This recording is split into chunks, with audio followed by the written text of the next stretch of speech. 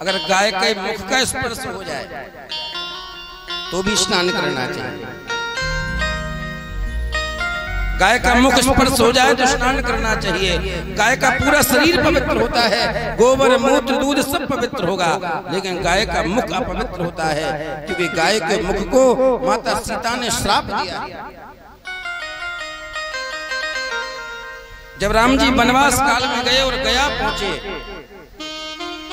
तो तीर्थ गया में पिंडदान की जगह पे पहुंच जाओ तो पंडा तो कह ही देते हैं कि पिंडदान कर लो। राम जी से कहा आपके पिता का देहांत हो गया है, आप अपने पिता के लिए पिंडदान कर लो। राम जी गए सामग्री लेने, सीता जी वहीं फल्गु नदी के घाट पर खड़ी थी। दशरथ जी प्रकट हो गए, बोले बेटा मुझे बड़ी जोर की भूख लगी है, जल्दी से पिंड दे दो। सीता जी बोली अभी स्वामी पिंड का सामान लेकर के गए हैं, आते होंगे मैं पिंडदान कर दूंगी। दशरथ जी बोले बेटी तब तक तो भूख से मर जाऊंगा, जल्दी से पिंडदान कर दो। सीता जी बोली सामग्री नहीं है। दशरथ बोले रेत का ही पिंड बना के दान कर दो। सीता जी ने उस फल्गु नदी की रेत का पिंड बनाया और दशरथ के हाथ में दे दिया। हाथ में देने के बाद सीता जी ने कहा महाराज अगर स्वामी आएंगे और पूछेंगे कि पिंडदान, तो मुझे कौन साक्षी होगा कि मैंने पिंडदान किया है? दशरथ बोली ये फल्गु नदी साक्षी होगी, ये ब्राह्मण साक्षी होगा, ये गाय साक्षी होगी, ये बट का वृक्ष साक्षी होगा, ये तुम्हें गवाही देंगे। जब राम जी सामग्री लेकर के आए, सीता जी ने कहा स्वामी हमने पिंडदान कर दिया।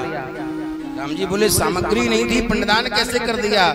सीता जी ने कहा आपके पिताजी भूख से बड़े त्रसित हो रहे थे, रो रहे थे, उन्होंने कहा कि रेत का पिंड बना के दान कर दो, तो मैंने रेत का पिंड बना के दान कर दिया। राम जी बोले पागल हो गई हो, रेत का कहीं पिंडदान होता है? सीता जी बोली अगर झूठ मानते हो तो उनसे गवाह खड़े पूछ लो, सबसे पहले ब्राह्मण से ही पूछ लो। राम जी ने पूछा क्या सीता ने पिंडदान किया? तो ब्राह्मण को लोभ आ गया। ब्राह्मण बोला हाँ अगर महाराज राम जी पिंडदान करेंगे तो 100-200 तो मिल ही जाएंगे। झूठ बोल दिया मैंने नहीं देखा कि सीता जी ने पिंडदान किया है। सीता जी ने कहा गाय से पूछ लो। गाय ने सोचा रेत का पिंडदान किया है और राम जी अगर पिंडदान करेंगे तो एक पिंड तो हमें भी खाने को मिलेगा। गाय ने भी कह दिया नहीं किया।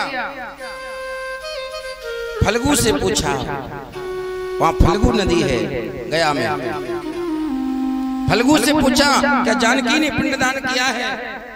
फल्गु ने सोचा रेत के पिंड से मुझ में तो बहुत जीव रहते हैं, उन रेत के पिंड से थोड़ी पेट भरेगा, अगर राम जी पिंडदान करेंगे तो कम से कम जीवों का उद्धार तो होगा। फल्गु ने भी झूठ बोल दिया नहीं किया।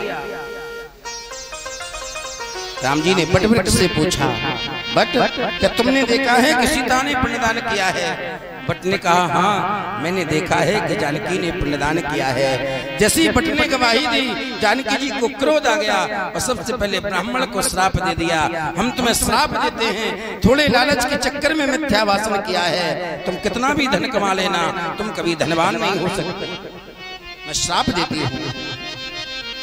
फल्गु नदी से कहा तुमने मिथ्या भाषण किया है, मैं श्राप देती हूँ, आज के बाद तुम पृथ्वी के ऊपर नहीं बहोगी, तुम्हें पृथ्वी के नीचे ही बहना पड़ेगा।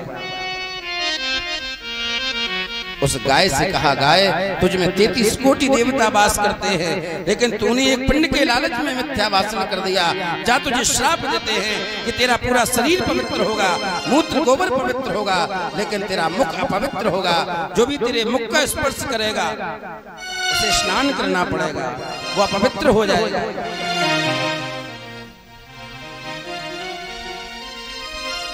माता सीता ने कहा और गाय जो तुम्हारा गौदान करेगा,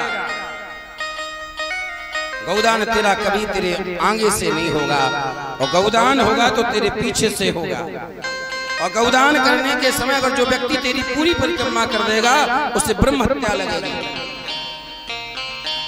इसलिए जब गौदान की जाती है तो पूंछ पकड़ के की जाती है, मुख से नहीं की जाती, क्योंकि गाय के मुख को श्राप है। और जब गौदान करो तो गाय की परिक्रमा पूरी मत करो,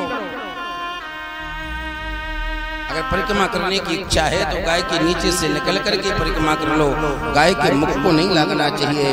अगर उस समय गाय की पूरी परिक्रमा कर दे तो ब्रह्म हत्या का पाप लगता है।